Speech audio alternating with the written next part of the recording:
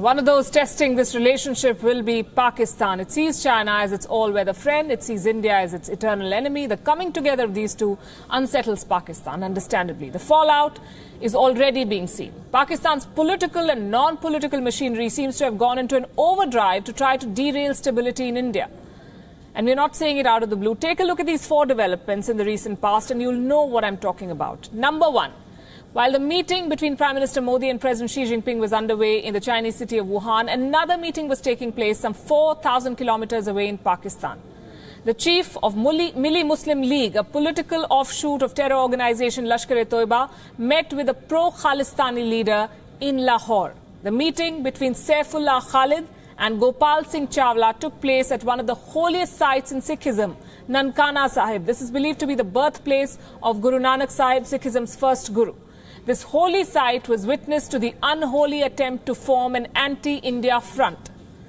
Chawla is known for his support to the Khalistani secessionist movement in India. He has been a regular visitor to the Lashkar headquarters in Muridke. This new alliance is anything but usual, given how Sikhs have faced persecution at the hands of Islamist fundamentalists in Pakistan. Do not forget the anti-Sikh vitriol that the Lashkar top brass has often spewed, and yet they're both coming together against India. This is development number 2. While the Lashkar chief was busy trying to form an anti-India alliance, he scored another win. The current Pakistani dispensation is doing all it can to derail the investigation in the 26/11 terror attack case. The chief prosecutor in this case since 2009 has now been sacked. Chaudhry Azhar was abruptly removed from his position. The word is that he was unwilling to toe the government's line. Sure enough, he paid the price. He was told that his services were no longer required. The government of Pakistan offered no explanation. His dismissal was called a routine matter. The timing, of course, is suspicious, and the reasons are not very hard to fathom. Here is a third instance on our list. The budget in Pakistan showed clear signs of the government trying to appease China. The financial blueprint for the year ahead in Pakistan was presented before lawmakers last week. The Chinese imprints stood out. The China-Pakistan Economic Corridor, or CPEC, found 7 mentions in the speech by the Pakistan finance minister. He lauded this scheme, he lauded this project, saying, and I quote, "The vision of Mian Nawaz Sharif, the CPEC initiative has become a global brand in Pakistan." It's a project, remember, that India has expressed reservations about. India has refused to join the Belt and Road Initiative, of which the CPEC is a part. It may have landed Pakistan in a debt trap, but that's not stopping Islamabad from showing it off as a winning move. And there's more from the budget that concerns India. Pakistan has allocated $9.6 billion for defense expenditure. That's an increase of a whopping 18% from last year. It also envisioned greater independence when it comes to development of its satellite program. Islamabad allocated $40 million as the budget for its space and upper atmosphere research organization. It has set aside $12 million for a multi-mission satellite, one that experts claim would be Pakistan's response to India's remote sensing satellite, the Cartosat-2. This new satellite, called PakSat MM-1, is being developed with the aim of increasing surveillance into Indian territory along the India-Pakistan border. This is what Pakistan is up to. The recent developments are an indication that Pakistan is once again trying to rekindle the Khalistani movement to build pressure on India. That's just one aspect of what they're trying to do. It's an old template, though. They've done it before and failed. Take a look at how separatists of all hues in India have found support across the border. Indian partition was one of the bloodiest episodes in the history of the subcontinent. The region that was divided along religions witnessed killings, mass exodus and violence at a scale that wasn't seen before.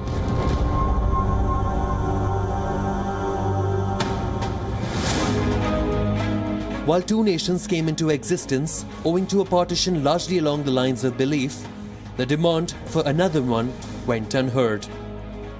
When the then Indian Prime Minister Jawaharlal Nehru formed the State Reorganisation Panel, many in Punjab felt that their sentiments were not heeded too.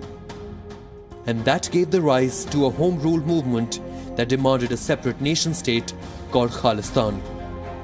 Pakistan jumped to the opportunity of aiding the separatist movement. The protagonists of the movement started visiting Islamabad and meeting politicians.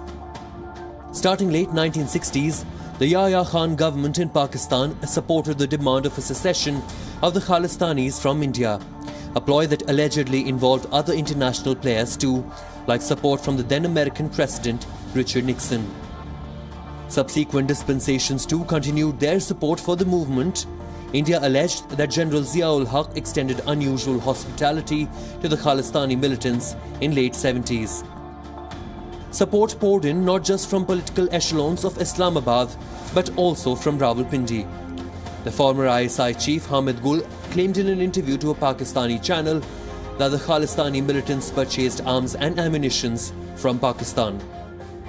With support from Pakistan, the militant struggle gained a new dimension, one that the Indian government equated with terrorism, to handle which the Operation Blue Star was carried out in 1984. The subsequent fallout led to the movement being relegated to the fringes, but Pakistan has continued its support for the movement.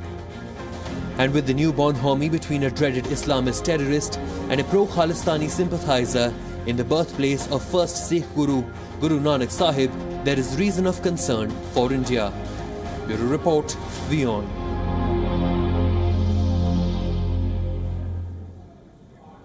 So this is what's happening. Pakistan is spending all its energy in fomenting trouble in the neighborhood instead of setting its own house in order. The biggest problem area remains Balochistan. The China-Pakistan Economic Corridor, or CPEC, that the finance minister lauded only last week, has only exacerbated the problem in Balochistan. The chief minister of this province has claimed that despite multi-billion-dollar investments, this province has seen no gains for its people. In fact, WION had found in its investigative reports last year that the military is engineering forced disappearances of the Baloch people to reduce their numbers and to change the demographic makeup of Balochistan. The Baloch community has been demanding independence for decades now. The Pakistani Army and the Inter-Services Agency, the ISI, have been trying to violently suppress their freedom movement and blame India for the tension. More than 7 million Baloch have been protesting what they call an ethnic cleansing. Thousands have been killed. Many more have gone missing, and those that continue to inhabit Pakistan's largest province have been targeted by government agencies. Over the years, the silence around their torture has given way to global condemnation. Baloch activists now living in exile have managed to draw the attention of the world to this oppression. The second big community up in arms in Pakistan are the Pashtuns. They finally managed to mobilize themselves into a group protesting the army's excesses. Thousands of members of Pakistan's second largest ethnic minority, the Pashtuns, have been assembling routinely over the past few weeks in major metropolitan cities across the nation, demanding an end to operations by the Pakistani army to quote-unquote purge the region of militancy. More than 15 million Pashtuns live in the federally administered tribal areas of FATA, which has witnessed military operations in 2009 and 2014 after the Pakistan Taliban took control of large sections of territory in the region.